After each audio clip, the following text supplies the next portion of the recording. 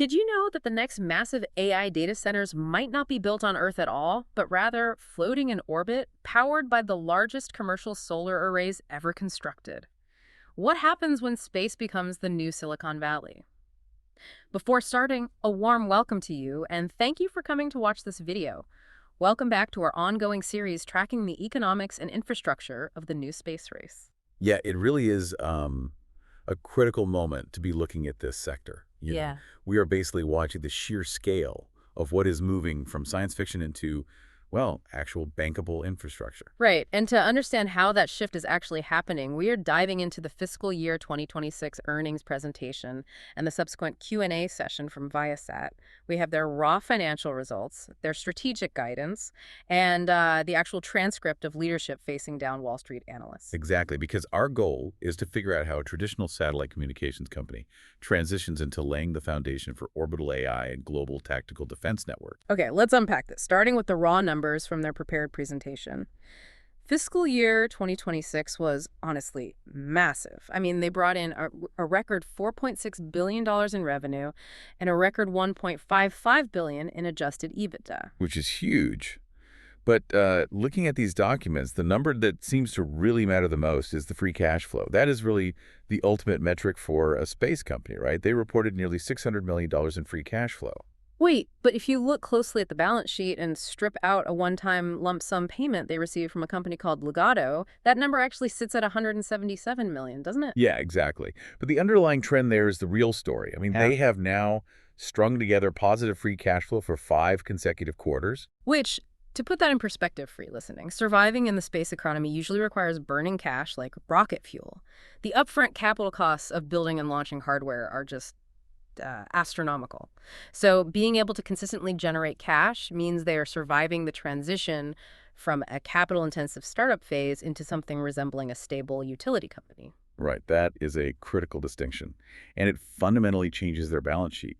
They use that generated cash to pay down $743 million in debt, which brings their net debt down to $4.8 billion. And that drops their net leverage ratio to 3.1 times, right? Yep, 3.1 times. They have a stated goal of getting that leverage below 3.0 times, and they're basically knocking on the door now. It is also worth noting they sold off their equity in a company called Navarino for $203 million, which, really helped fuel that debt reduction.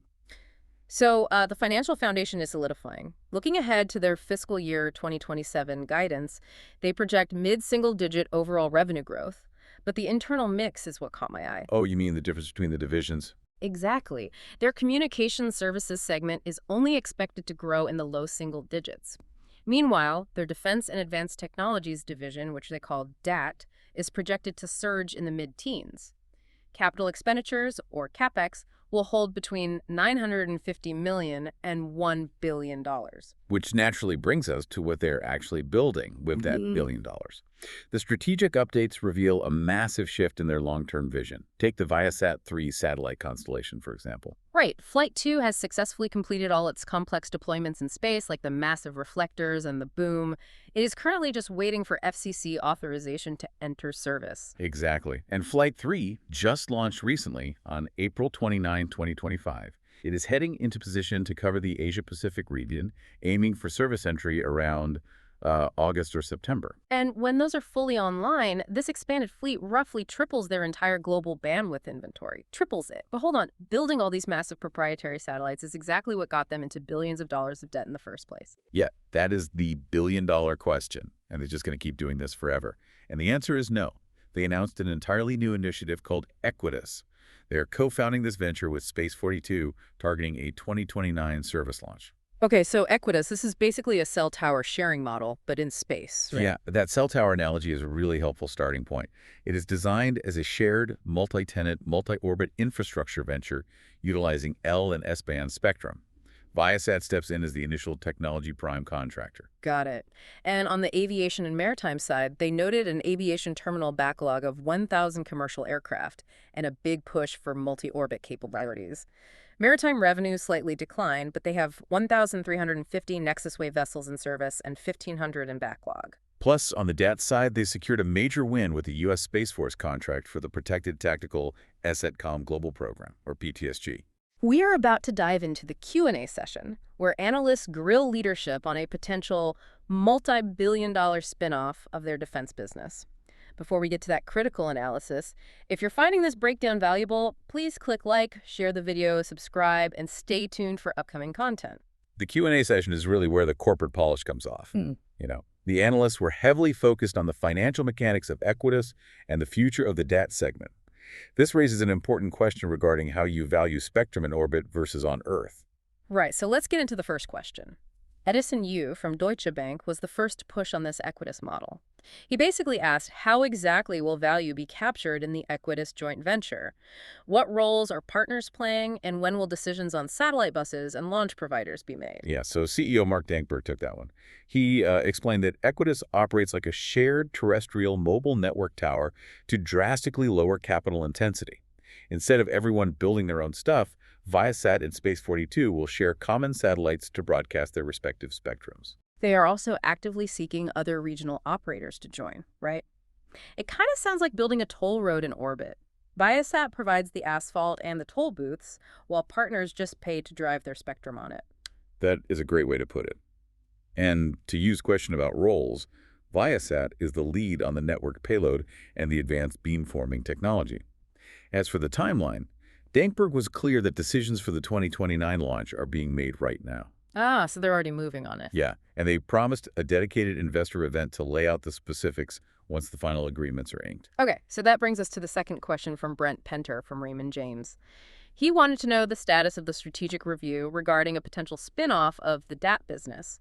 Also, how does Equitas give Viasat flexibility with the high valuations of spectrum? Well, investors always love a spin-off, but leadership gave a strategic no for the time being. They view DAT as an appreciating asset and a multi-billion-dollar opportunity. The crux of his argument is that dual-use technology, meaning commercial and military, is just so vital right now. So they are keeping it internal for now, viewing a spinoff as a one-way door. Exactly. Why walk through a one-way door when the asset is still gaining value? And regarding the spectrum flexibility, Viasat isn't forced to just sell it off. Equitas is a capital-efficient vehicle to bring their spectrum to market without needing to build all the infrastructure alone. So they retain the flexibility to transact or develop it segment by segment, which makes a lot of sense. But holding on to that premium spectrum raises a major question about ownership. Oh, definitely. Sebastiano Petti from JP Morgan asked the third question. He asked, what is the capital structure of Equitas? What is Viasat contributing above and beyond spectrum? And why is growth slowing in the aviation sector? And Dankberg's response there contained a very critical clarification about the spectrum. Yeah, he emphasized that Viasat is absolutely not contributing its spectrum to the Equitas entity. Equitas will likely be financed through a mix of external equity and debt. Viasat clicks the deed to the property, so to speak. But what about the aviation slowdown? It is a fascinating paradox of success, honestly. More airlines are moving to free Wi-Fi models for passengers. When you make it free, passenger usage skyrockets, which requires significantly more bandwidth.